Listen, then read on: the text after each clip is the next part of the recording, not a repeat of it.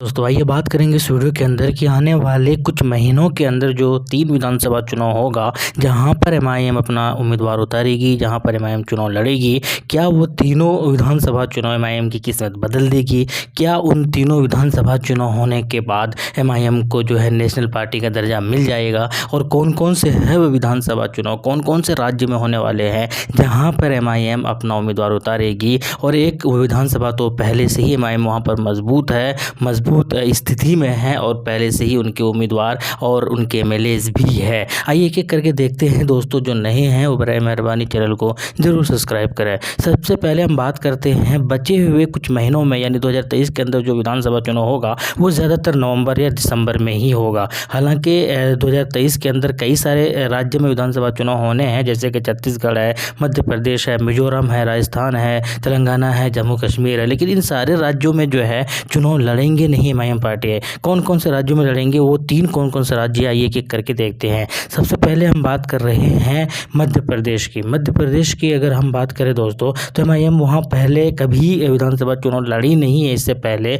लेकिन इस बार जो चुनाव होगा मध्य प्रदेश के अंदर वो होगा नवंबर के अंदर। और एमआईएम ने इसकी घोषणा भी कर दिया है कि वहाँ पर हम लोग अपना उम्मीदवार उतार रहे हैं और पूरे शिद्दत के साथ चुनाव भी लड़ रहे हैं। हालांकि वहाँ पर निकाय चुनाव जरूर वहाँ पर फाइट किया था एमआईएम पार्टी ने, और वो उस निकाय चुनाव के अंदर जो है 2022 के अंदर चुनाव था और 2022 के अंदर 7 पार्षद जो है इनके जीते थे और काफ़ी ज़्यादा सुर्खियाँ भी बटोरी थी कि 7 पहली बार चुनाव लड़ी थी एमआईएम पार्टी मध्य प्रदेश के अंदर और 7 सीटों पर जीत भी हासिल किया था निकाय चुनाव के अंदर। इसके वजह से काफ़ी ज़्यादा लोगों की तरफ से सराहना भी हुआ था और उम्मीद यही बताई जा रही थी कि आने वाले जब विधानसभा चुनाव होगा जो कि नवंबर में होगा 2023 के अंदर, तो काफ़ी ज़्यादा जो है अच्छा रिजल्ट आपको देखने को मिल सकता है। लेकिन अब ये देखना है कि जब आने वाले वक्त में क्या सिचुएशन रहता है, किस तरीके से इनकी जीत होती है, ये आने वाले वक्त में ही पता चलेगा जब चुनाव लड़ेंगे और किसके साथ गठबंधन करेंगे। लेकिन इसके बाद अगर जो दूसरा जहाँ पर चुनाव होगा 2023 के अंदर ही, वो है राजस्थान। राजस्थान के अंदर जो चुनाव होगा वो दिसंबर के अंदर होगा और दिसंबर 2023 के अंदर इस साल के लास्ट में जो है राजस्थान के अंदर चुनाव होगा। और एमआईएम ने इसकी घोषणा पहले भी कर दिया है और इन्होंने ये भी कह दिया है कि 30 से 40 सीट पर हम लोग चुनाव लड़ रहे हैं। इस बात की पुष्टि जो है पहले से ही कर दी है एमआईएम की पार्टी। अब ये देखना है कि कुछ बातें ये ज़रूर निकल कर आ रही थी कि किसी पार्टी आरएलपी जैसे कुछ पार्टियां हैं जिनके साथ गठबंधन की बातें हो रही थी। अब कितनी सच्चाई है या नहीं है तो आने वाले वक्त में ही पता चलेगा, चूँकि अभी चुनाव में थोड़ा सा टाइम है। लेकिन राजस्थान ये वो जगह हो सकता है जहाँ पर एमआईएम अच्छा काम कर सकती है, अच्छा प्रदर्शन कर सकती है और सरप्राइज़ कर सकती है, ठीक उसी तरीके से जैसे मध्य प्रदेश के अंदर कर सकती है। और याद रहे कि मध्य प्रदेश और राजस्थान ये दोनों ही ऐसे राज्य है जहां पर पहले बार विधानसभा चुनाव में अपनी किस्मत आजमाएगी एमआईएम पार्टी। तो अब ये देखना है कि हालांकि रैलियां और जो वहां का सभाएं जो है वो करना स्टार्ट कर दिया है और फोकस है, तैयारियां शुरू कर दी गई है। 30 से 40 सीटों पर चुनाव लड़ेगी जैसे आप सबको पता है।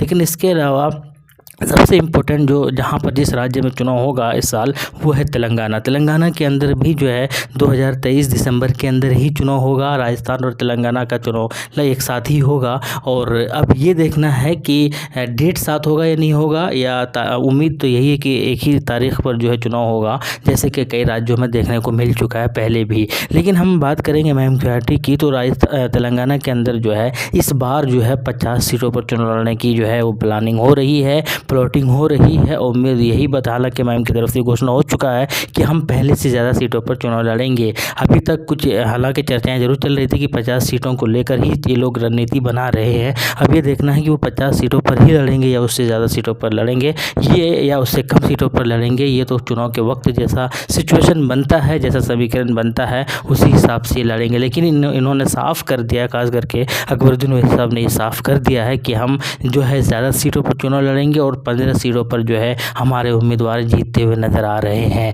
तो ये जो 3 चुनाव है मध्य प्रदेश, राजस्थान और तेलंगाना, ये तीनों राज्यों के अंदर, जहाँ से तेलंगाना तो पहले से ही मजबूत है, एमआईएम की पार्टी पहले से ही चुनाव लड़ती हुई आ रही है और 7 एमएलए इनके पास है अभी, और निकाय चुनाव में अच्छे खासे या वार्ड चुनाव या छोटे लेवल पर जो है अच्छी खासी पकड़ है। एक एमपी खुद असदुद्दीन ओवैसी है यहाँ से। तो उम्मीद ये बताई जा रही है कि ये जो तीनों चुनाव है, ये तीनों चुनाव एमआईएम को काफ़ी ज़्यादा जो है मजबूत अद्भुत प्रदान कर सकते हैं और दूसरे लोगों को सरप्राइज़ कर सकते हैं। तेलंगाना खास करके इस बार कुछ अलग ही तरीके से चुनाव लड़ने की तैयारी में है एमआईएम की पार्टी। तो अब ये देखना है कि मध्य प्रदेश, राजस्थान और तेलंगाना इन तीनों राज्यों में मिलाकर टोटल कितने एमएलए निकल कर आते हैं, और अगर अच्छे खासे एमएलए निकल कर आते हैं तो फिर जो है नेशनल पार्टी बनना शायद बहुत आसान हो जाएगा इस पार्टी के लिए। अब ये देखना है, ये तो जो है उसी वक्त पता चलेगा कि कितनी सीटों पर जीत हासिल होती है। आपका क्या कहना है कमेंट सेक्शन में ज़रूर बताइएगा। मिलते हैं नेक्स्ट वीडियो में। Thank you. जय हिंद।